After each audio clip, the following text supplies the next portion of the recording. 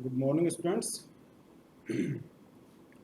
आज political science के first paper में बीए पार्ट थर्ड के हम देख रहे थे। इससे पूर्व वीडियो में हमने मिल का परिचय जाना था और आज उन्हीं जेएस मिल के द्वारा जो सिद्धांत निरूपण किए गए थे, जिनका निर्माण किया गया था, उन्हीं के बारे में आज हम बात करते हैं। तो पहला सिद्धांत हम आज देखते हैं कि बेंथम के उपयोगितावाद में उन्होंने क्या संशोधन किए या कौन कौन से ऐसे बिंदु थे जिन पर जेस मिल बेंथम से सहमत नहीं थे। तो ये पूर्व में आपको बताया था कि बेंथम जेस मिल को राजनीतिक शिक्षा देने के लिए उनके फादर ने एक तरीके से उनको नियुक्त शाही कर रखा था। उनके मित्र थे, तो जेस मिल से वो कहते थे कि आप बेंथम से चर्चा करिए। और जो जेम्स मिल थे, जेस मिल के फादर, उनकी इच्छा भी थी कि जेस मिल है वो एक बहुत अच्छा उपयोगितावादी विचारक बने। तो बेंथम के सानिध्य में रहते हुए उन्होंने उपयोगितावाद को बहुत नज़दीक से जाना। लेकिन आगे चलकर हम देखते हैं कि बेंथम का जो उपयोगितावाद था, उस उपयोगितावाद के सिद्धांत को तो वो स्वीकार किया उन्होंने, लेकिन उपयोगितावादी सिद्धांत के जो विचार बेंथम ने बताए, उनमें कई विचारों से जेस मिल सहमत नहीं हुए।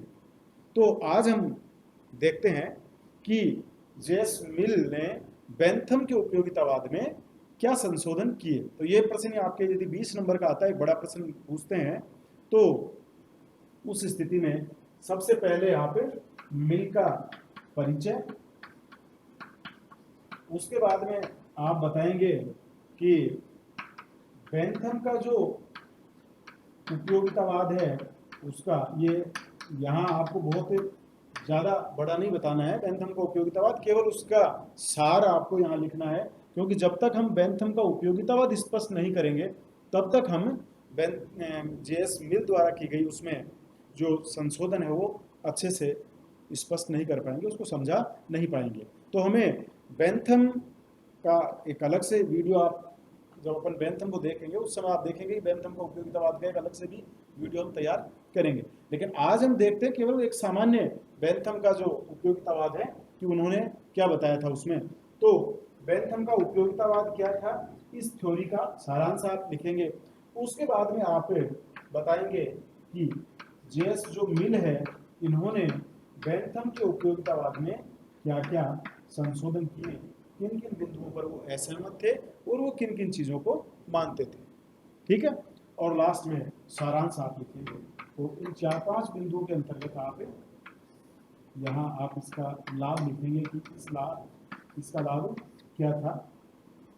इन बिंदुओं के अंतर्गत हम इस प्रश्न को पूरा हल करें। तो आइए सबसे पहले हम पहले बिंदु पे बात करते हैं।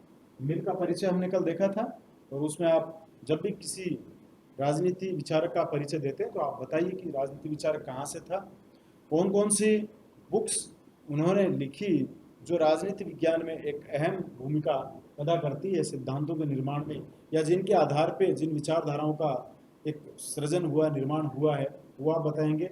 और राजनीति विज्ञान में उनका महत्व और उनकी देन क्या रही, ये इंपॉर्टेंट कुछ पार्ट्स आप उनके परिचय में लेंगे। समझ गए आप इस चीज़ को। तो अब हम बात करते हैं थोड़ी सी बेंथम के उपयोगितावाद पर कि बेंथम का उपयोगितावाद का सिद्धांत क्या है।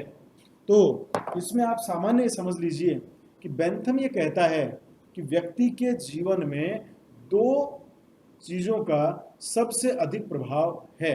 वो कहता है कि दो ही वस्तुएं ऐसी हैं, दो ही कारण ऐसे हैं जो हमारे जीवन पर सबसे ज़्यादा प्रभाव डालते हैं, और वो दो कारण है सुख एवं दुख। ये कह रहा है कि व्यक्ति की भावनाएं पूरे जीवन भर दो चीजों पे चलती है। या तो व्यक्ति किसी चीज से सुखी होगा, किसी घटना से सुखी होगा, कोई उपलब्धि होगी और होगी, उनसे सुखी होगा, या वो कहता है कि या फिर व्यक्ति किसी घटना से, किसी परिस्थिति से, किसी कारण से व्यक्ति दुखी होगा। लेकिन ये कहता है कि दो प्रकार के एहसास व्यक्ति अपने जीवन में करता है, और वो इसी सुख और दुख के पीछे भागते भागते अपने पूरे जीवन को निकाल देता है। पहली चीज। दूसरी बात कहता है कि व्यक्ति का स्वभाव ये है, ये कह रहा है कि व्यक्ति चाहता क्या है?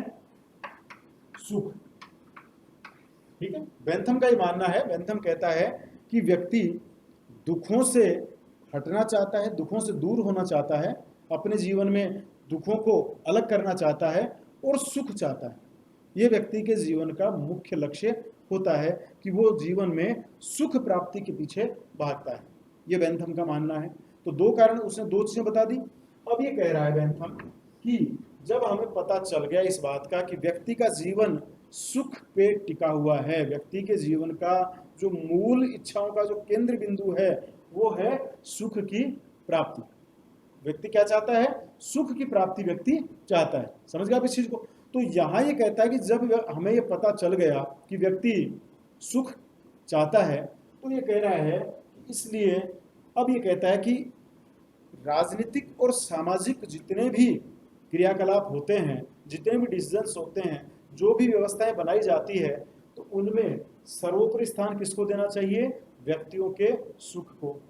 ठीक है, अब ये कहता है कि इस आधार पे हम कह सकते हैं कि चाहे राजनीतिक क्षेत्र हो चाहे सामाजिक क्षेत्र हो, वही चीज श्रेष्ठ है जो अधिकतम व्यक्तियों को अधिकतम सुख प्रदान कर सके।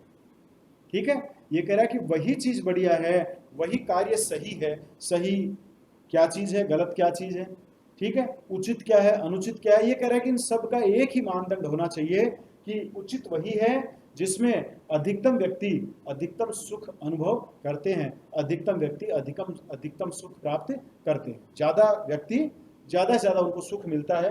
तो ये कह रहा है कि यही हमारे सारे क्रियाकलापों का एक मुख्य आधार होना चाहिए। और वो कहता है कि राज्य का आधार है, वो बेंथम के अनुसार, बेंथम इसको नाम देता है उपयोगिता का। ये कह रहा है कि अधिकतम व्यक्तियों को अधिकतम सुख का जो कंसेप्ट है यही कहलाता है उपयोगितावाद। ठीक है, एक ही मानदंड। ये कह रहा है कि मान लीजिए, इसका अर्थ समझ लीजिए, एक छोटा सा अर्थ आपको बता दें। ये बेंथम ये कहता है कि मान लीजिए एक्स एक घटना है, एक्स एक घटना है। अब ये कहता है कि ये घटना सही है या गलत है, इसका फैसला करना है। बेंथम सीधा सा तरीका बताता है। बेंथम कहता है कि हमें यदि ये देखना है कि एक्स सही है या गलत है, तो इसके लिए हमें ये देखना पड़ेगा कि एक्स घटना से या एक्स निर्णय से कितने लोग सुखी होते हैं और उनके सुख की मात्रा कितनी है। ठीक है, और मात्रा के लिए आप जब बेंथम को पढ़ेंगे तो आप देखेंगे कि बेंथम ने एक सुखवादी मापक यंत्र, ये भी उसने आनंद मापक यंत्र जिसको कहते हैं, ये भी उसने बताया था, जिसमें उसने विभिन्न प्रकार के सुख और दुख बताए और उनके आधार पे उसने उनकी तीव्रताएं भी डिसाइड की कि कौन से सुख है वो कितना, हम उसको गुणा भाग करेंगे तो उसका परिमाण, उसकी संख्या कितनी निकल के सामने आएगी।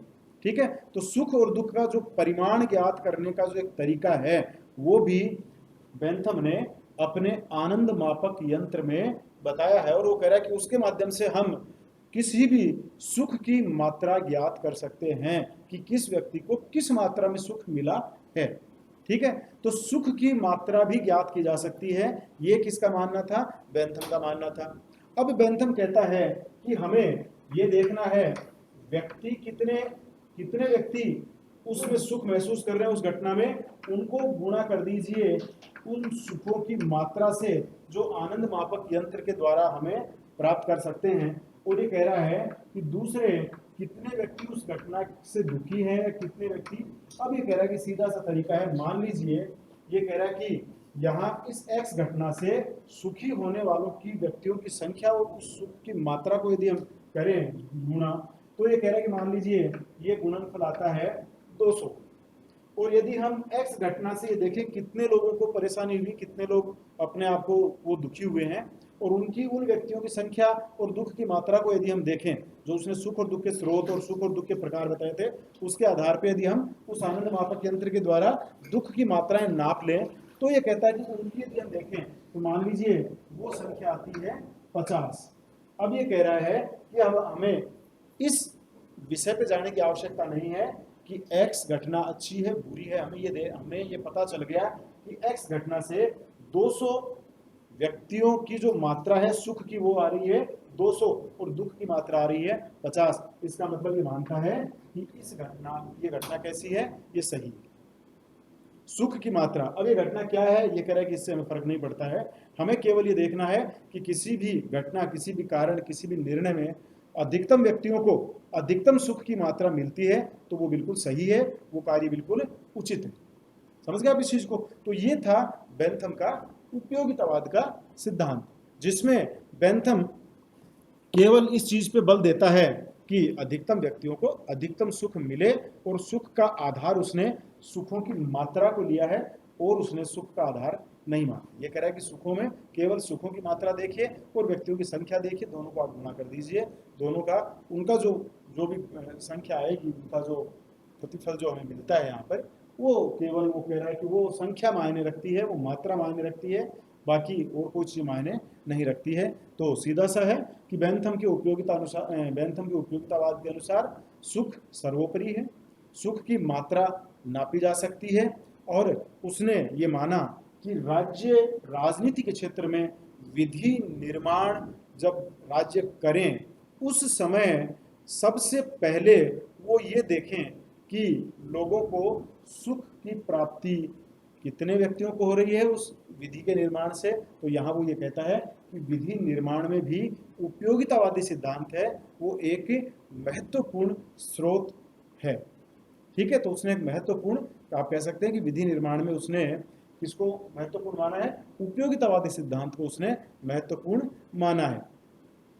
तो अब ये कहता है, मतलब सीधा सा ये इसका मानना है बेंथम का कि जो सुख और दुख जो होते हैं उनमें जो यदि आप बात करें तो सीधा सा उसका ये कहना है कि सुख और सुखों में गुणात्मक तक किसी प्रकार का भेद नहीं होता है, बल्कि सुखों में जो भेद होता है वो कैसा होता है, सुखों में जो भेद होता है वो मात्रात्मक भेद होता है, सुख कम या ज्यादा हो सकते हैं। उचित अनुचित की बात नहीं करता होगी, कौन सा सुख उचित है कौन सा सुख अनुचित है, वो कह रहा है कि हमें केवल ये देखते हैं कि ये सुख कम है और ये सुख ज्यादा है, जिसमें सुख ज्यादा मिल रहा है वो सही है।